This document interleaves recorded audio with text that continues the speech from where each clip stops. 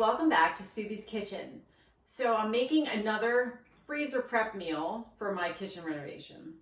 And it is a chicken satay, which is kind of like, I believe it's Asian. It's got peanut butter and a lot of different Asian flavors.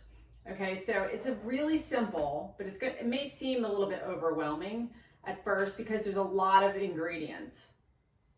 So what I like to do so that I can really focus is to kind of get all my little dishes, which they easily can go in the dishwasher, get all my little dishes and I portion out my spices. That way all I have to do is dump it all in, mix it up, and then pour it over the chicken in my trusty crock pot, which is right over there.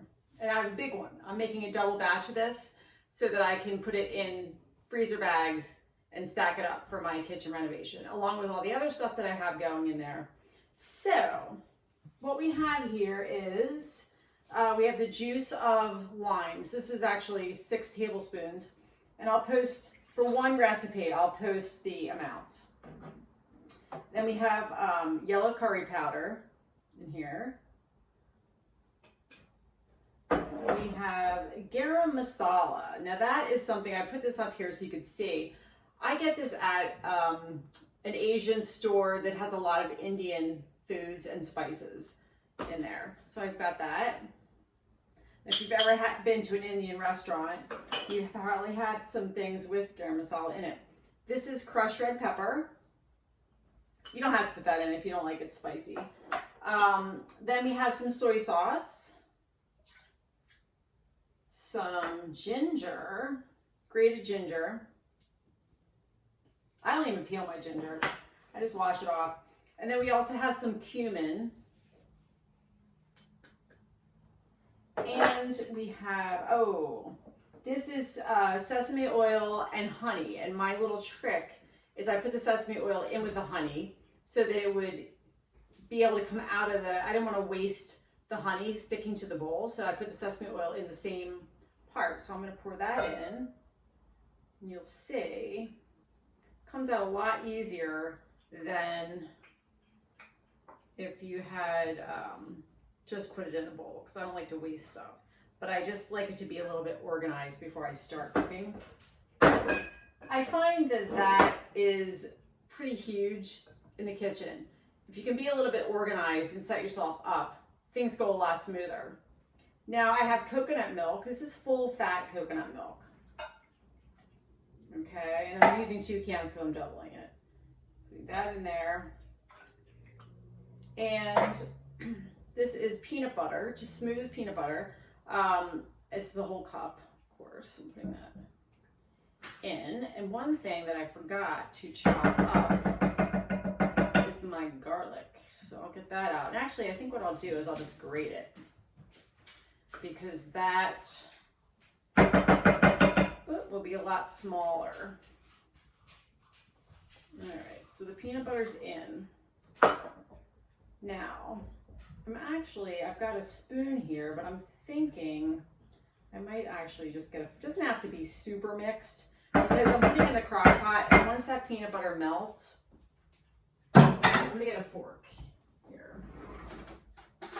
Once the peanut butter melts, it's going to all incorporate and it's not gonna be an issue. So, what I'm going to do is I'm going to put the chicken in my crock pot. I have to trim it up first. You know, it's boneless and skinless, but there's always a lot of skin on there. And I'm not a big fan of the skin. So I'm going to take that off. And when you do it in the crock pot, it would be all rubbery and kind of gross. So I'm going to take all the fat off, put it in there, and then I'm going to pour my sauce right over it and cook it for about 6 hours probably, till it's done, and then I'll let it cool off and I'll bag it up. So right now, you will come back and see when it's done. Now I will add my garlic before I put it in, but be right back. So it's ready to go. One thing that I should mention too is I didn't chop up the chicken because it's more work, but also it's going to break apart when it's cooked in the crock pot for a while. So we're all good. All right, see you in a couple hours. All right, so it's football Sunday, and I cooled it off so that I could then put it in bags. And what I did, I'm gonna show you. Whoops, my hand in the way. So I have 3 small single servings and 1 big family pack serving for if other people come over or whatever.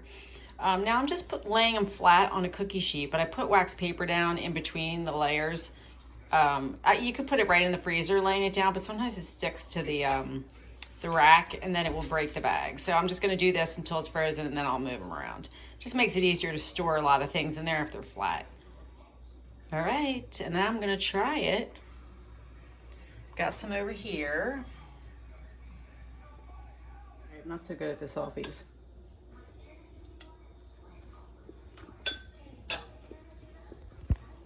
Oh yeah.